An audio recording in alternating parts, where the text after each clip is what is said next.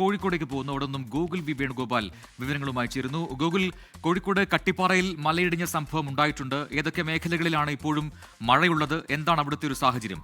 Google.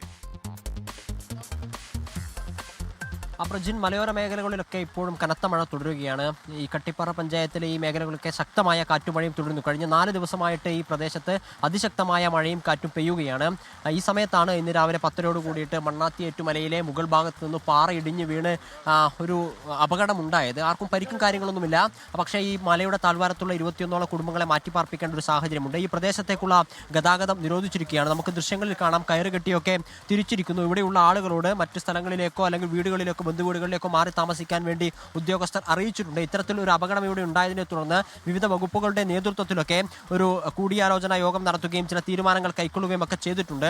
എല്ലാ ആളുകളും ഇവിടെ നിന്ന് മാറിയിട്ടുണ്ട് എന്ന് ഉറപ്പാക്കണമെന്ന് തീരുമാനമുണ്ട്. അതിന്റെ അടിസ്ഥാനത്തിൽ വാർഡ് മെമ്പർ ഉൾപ്പെടെയുള്ള ആളുകൾ ആ ഭാഗത്തേക്ക് പോയിട്ടുണ്ട്. ഏതെങ്കിലുമൊക്കെ വീട്ടിൽ ആരെങ്കിലും ഒക്കെ കഴിയുന്നുണ്ടോ എന്ന് ഉറപ്പുവരുത്താൻ അങ്ങോട്ടേക്ക് പോയിട്ടുണ്ട്. എന്തായാലും ഇവിടെയുള്ള ഈ താമസിക്കുന്ന ഒരു ചേച്ചി നമ്മോടൊപ്പം ചേരുകയാണ്. ചേച്ചിയുടെ പേരെന്താ? പേര് ശ്യാമള.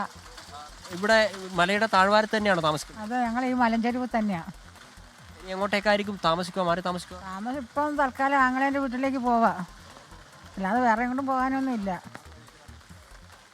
രാവിലെ പണിക്ക് പോയതായിരുന്നു അല്ലേ? രാവിലെ പണിക്ക് പോയതാ.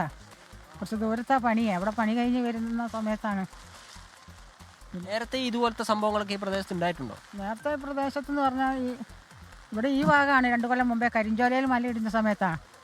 അന്ന് ഞങ്ങൾക്ക് ഇങ്ങോട്ട് ഇടിഞ്ഞു വന്നിട്ടൊന്നുമില്ല. ഇപ്പോൾ ഇത് സമയം അത് സംഭവിക്കുകയല്ലേ. വലിയ മലേൻ്റെ ചെരുവ ഞങ്ങൾ താമസിക്കുന്നത്. വേറെ എങ്ങും പോകാനൊന്നുമില്ല, വീട് വെക്കാൻ സ്ഥലമില്ല. അങ്ങനെയൊക്കെ എൻ്റെ വീട്ടിൽ ഞാനും എൻ്റെ മോളും വിധവയാണ്. ഇപ്പം ഞങ്ങളാണ് താമസിക്കുന്നത്, മറ്റൊരാണുങ്ങളില്ല. മോനുണ്ട്, അവന് ഭാര്യ വീട്ട് പറഞ്ഞു വിട്ട്. അടുത്ത് തന്നെയാണോ? അവങ്ങളുടെ വീട് അടുത്താണോ? അവൻ ഇവിടെ അടുത്താണ്, നമ്മുടെ ശ്രീവേണിന്ന് ലക്ഷം മുകളിലായിട്ടാണ്. ഞാനിപ്പം വീട്ടിൽ പോയി റേഷൻ കാർഡ് ഇതൊക്കെ എടുത്ത് കൊണ്ടുവന്നിട്ട് പോകാലോ എന്നോർത്ത് നിൽക്കുക.